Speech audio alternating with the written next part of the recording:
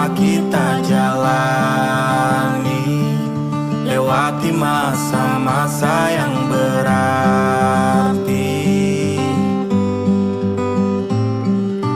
Kini ku sudah yakin pada lahir ceprot itu bisa berjalan, tiap langkah perjalanannya dalam langkah itu muncul bunga santai, maka dijadikan simbol kelancaran. Pada saat tumbuh berkembang dewasa, beliau bertapa di bawah pohon namanya pohon bodhi, daunnya seperti itu, dan akhirnya mampu mencapai pencerahan yang disebut dengan menjadi terus kemudian beliau memulai karirnya memberikan ajaran atau memberikan pengetahuan yang telah beliau peroleh supaya orang lain juga ikut mengerti.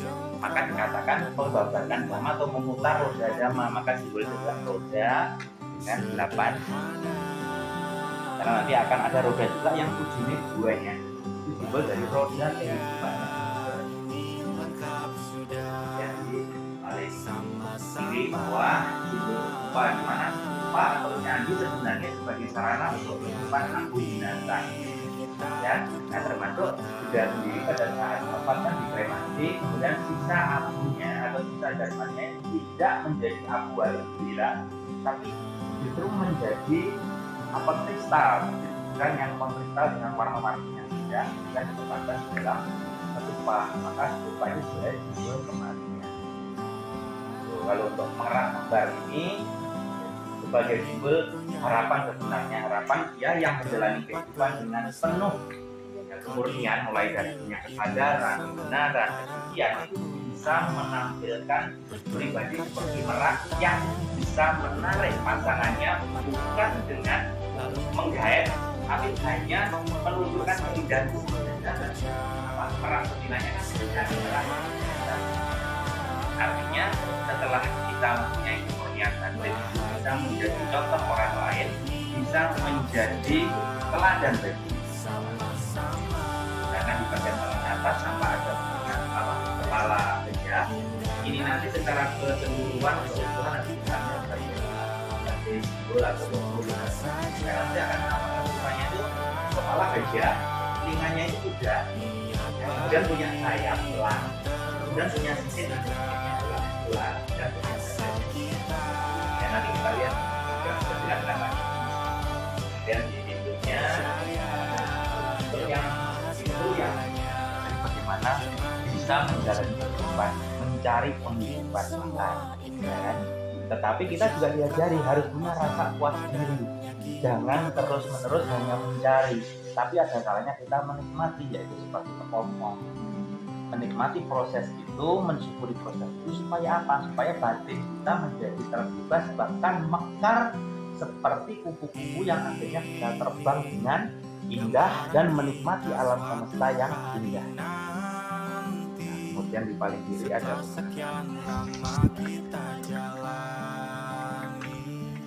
lewati masa-masa yang berarti. Pohon ini daunnya seperti kita di atas itu tetapi pohon ini bukan pohon buji. Kita bukan sebut dengan nama buji. Dan pohon ini banyak ditanam sekitaran pinggir-pinggir jalan saja, akan sendiri juga banyak pohon sebagai penghidupan di pinggir jalan. Sekarang sebagai pohon buji itu kan dalam proses kita mencari Tuhan, banyak belajar dan bersama kau dipanggil ibu sementara aku ayah bertukar cerita di rumah keluarga berjumpa dan menimang buah hati kita.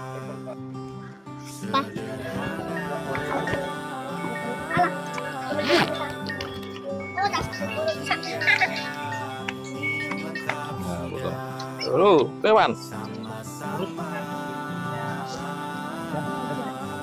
Naik sini aja, hujan.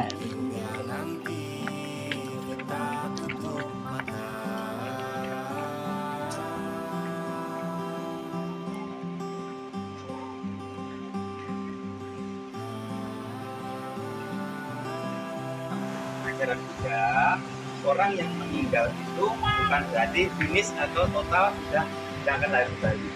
melainkan kalau ia masih mempunyai sumber kebajikan maupun keburukan, artinya bisa lahir ke surga atau neraka, mereka masih akan lahir kembali. Maka muter juga kanan atau neraka.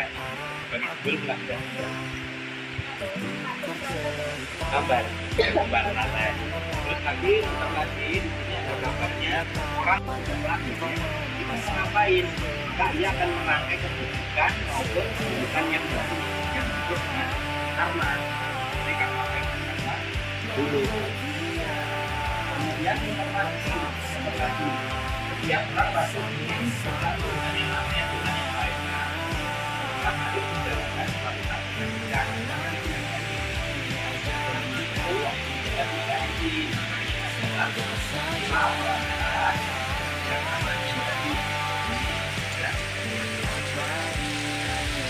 yang kita menjadi adalah kelima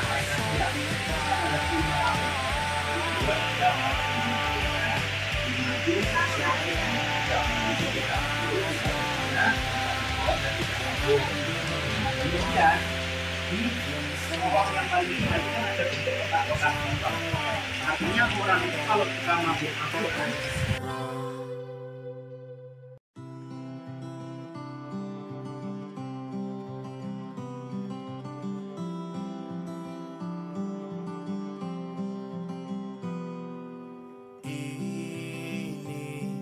gambaran kita suatu hari nanti, setelah sekian lama kita jalani, lewati masa-masa yang berarti. Ini tadi yang ada kamar mandinya. Jadi kalau orang di sini paling enak, nyaman, bahkan orang duduk meditasi di sini paling suka, karena di sini adalah salah satu tempat yang paling adem dan semilir karena angin dari berbagai macam tentang proses perkembangan perjalanan manusia berawal dari India. Maka prosesnya juga sama, ada patung stylenya India, stylenya Sri Lanka, kemudian Tibet, Tiongkok, kemudian Jepang sampai ke Kamboja. Yang seberang ini ada Myanmar, Thailand, berakhir ke Indonesia.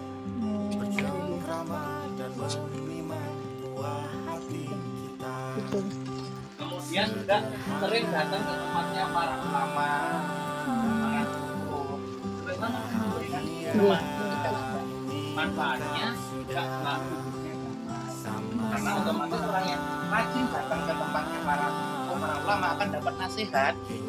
Nasihat itu akan memunculkan kebahagiaan. Kemudian juga sedekah kepada para sanak saudara, famili, teman, sahabat yang akan berproses memperoleh dengan relasi banyak bisa dapat kehidupan. Ya.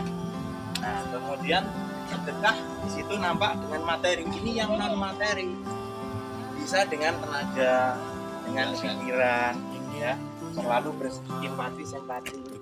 Maka hidupnya pun juga selalu damai, tidak pernah tidak ada tekanan gitu kan. Nah, kemudian ini sedekah kepada orang-orang yang terpandang, orang-orang yang punya kedudukan tinggi. Maka di sini disebutkan adalah penghormatan para raja.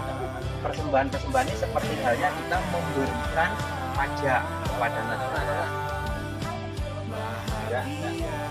Ini tandanya yang bunga ini, Pak.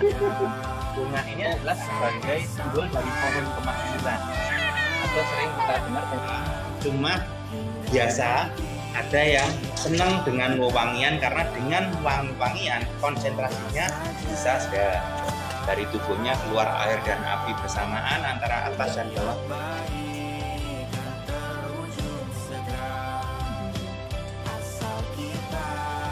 Fosil berarti kan itu kalau fosilnya memang bukan untuk pohon, tapi makhluk yang tinggal di pohon tersebut. Maka orang melakukan persembahan ini ada yang berupa makanan.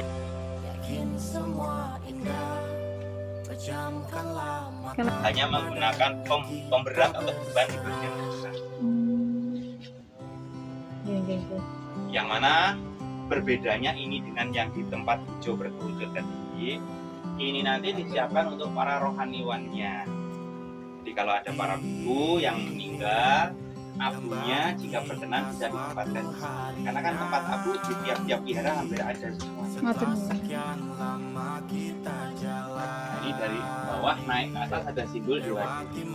Maka tadi saya katakan setelah menjalani kehidupan ini dengan banyak kebajikan ditambah dengan meditasi, pada saat ia meninggal maka akan memperoleh kebahagiaan di alam surga. Semua ruangannya bisa dibuka dengan cara hanya ditarik aja. Tapi Karena masih kosong semua. Dari atas sampai bawah hanya tinggal tarik aja, kemudian kembalinya dengan sukacita. Bahkan ada yang main musik, senang-senang itu.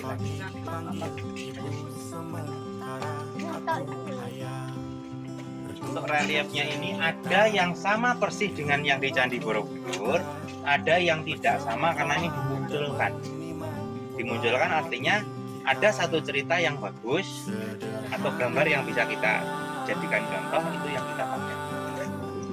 Nah, untuk pemahatnya sendiri dari Jawa Tengah, dari Kelas, rajinnya adalah orang-orang di bawah kaki Candi Borobudur.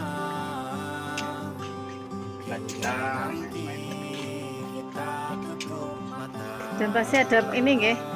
Pohon apa? Alpataru. Alpataru pasti.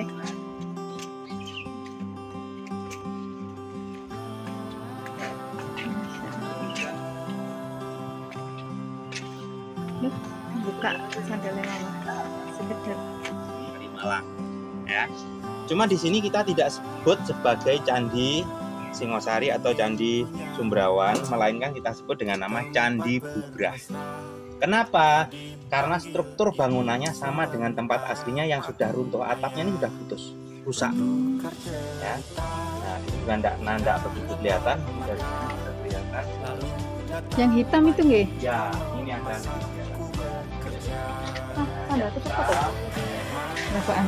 Dan bangunan utama candi itu terdiri dari dua batu.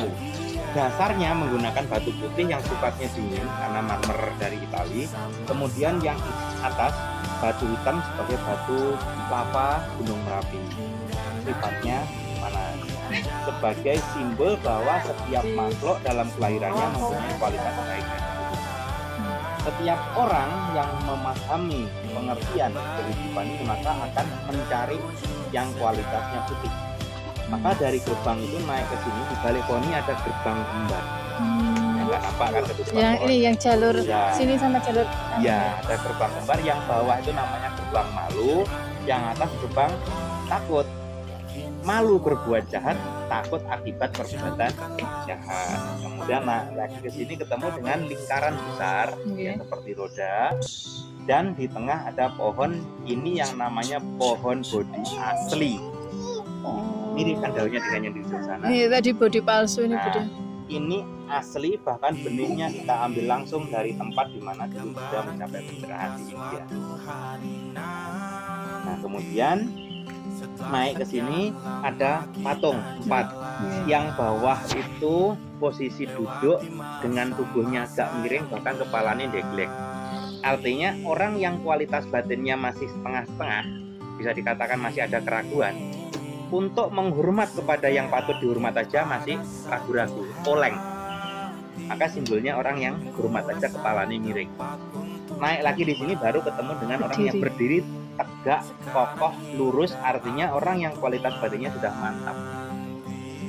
Nah, kualitas batinnya sudah mantap dikembangkan lagi untuk bisa bersatu dengan Tuhan Yang Maha Esa, atau dalam bahasa Jawa nih mencapai manunggaling kawula lan Gusti, disimbolkan dengan menaiki anak tangga ini yang berjumlah 90 anak tangga. Angka 9 adalah angka yang tertinggi, di mana setelah mencapai titik ke-9 tidak ada tujuan lain kecuali mencapai titik 0. Nah, titik 0 itulah yang disebut dengan bersatu dengan Yang Esa, manunggaling kawula lan Gusti. Tercapailah kebebasan, maka mengarah ke sini ketemu gerbang besar yang dinamakan gerbang kebebasan. Atau jika lurus ke atas, ini ada pemandangan, di atas itu ada stupa putih yang tadi kita sebut pintu ada. Di paling bawah ini kan simbol teratai sebagai simbol kelahiran. Iya. Di atasnya Ada. lingkar, ada gambar, di sebelah kanannya di sini ada gajah, simbol kelahiran senjata. Oh, beda-beda nggih, guys. Depan ini Nggih. ada simbol lembu, ya, gambar lembu simbol dari marganya utama. Maksud keyakinan, semangat, konsentrasi atau perhatian murni, kemudian ada ketenangan dengan kebijaksanaan. Nah, kemudian di sini kita ambil logo ini, di mana gajah itu merupakan simbol dari keyakinan. Nah, keyakinan di sini bukan berpegang pada keyakinan agama, tapi keyakinan dalam batin bahwa setiap orang punya keyakinan. Harus yakin dulu dengan apa yang dia jalani. Setelah punya keyakinan, harus punya semangat. Maka contohnya kuda. Kuda itu kalau sudah dilecut, dia berpacu, dia tidak akan berbelok, dia dengan semangat mencapai tujuan.